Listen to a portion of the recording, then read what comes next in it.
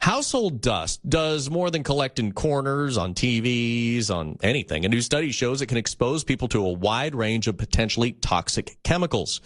Joining us on the Koga News Live Line this morning, cleaning industry specialist Debbie Sardone. Good morning, Debbie. Good morning. So tell me, what does this study really say?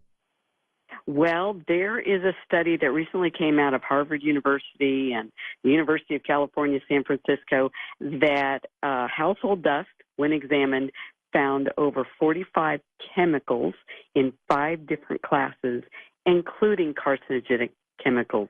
So it kind of takes household dust to a new level of seriousness.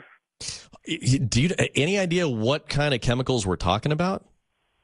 Well, the study wasn't specific, but there was one group that did have some carcinogenic particles in it. So oftentimes that can just be a factor of, furniture shedding over time, carpet fibers getting into our dust, just things that we handle in the home eventually make its way into our dust. So the 5-second rule about dropping food isn't true. No, it is not. That is a myth, and it has now been debunked. It's more about how wet is the food that you drop. So a slice of apple or a slice of watermelon, you probably need to rinse it off. Maybe a potato chip, you might be able to get away with it. So is this talking about exposure over time? I mean, it's not just, okay, if you don't dust one day, you're going to be get cancer. Yeah. Exactly. We don't need to panic. Most of us are not ingesting boxes of household dust every single day, but it does take seriously the art and the skill of dusting. And so if you are dusting your home, you need to dust often. Don't let it build up. Don't flip the dust up in the air with cheap feather dusters. Use a decent microfiber duster or a microfiber towel with an eco-friendly cleaning product. I was going to ask you about that. Should we be switching to green cleaning instead of using chemicals to do the job?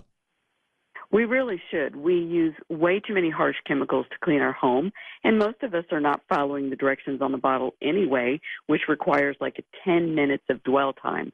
So you're better off just spraying your surfaces with green cleaning products like we have at speedcleaning.com.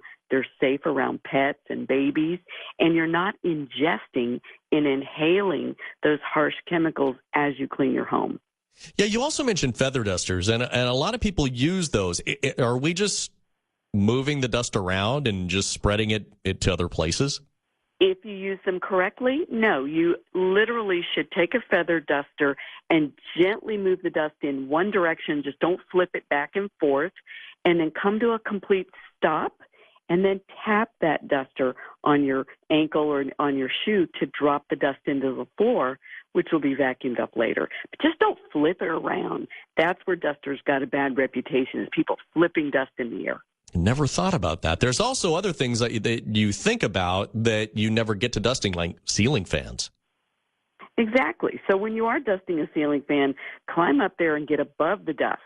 Don't dust it right above your face and let some of those particles come down into your face and inhale. Get up above the dust, wipe them off carefully, use a microfiber towel, and then again, some eco-friendly cleaning products. That's some very good advice, especially with that feather duster. Cleaning industry specialist Debbie Sardone joining us on the Koga News Live Line. We appreciate your time this morning.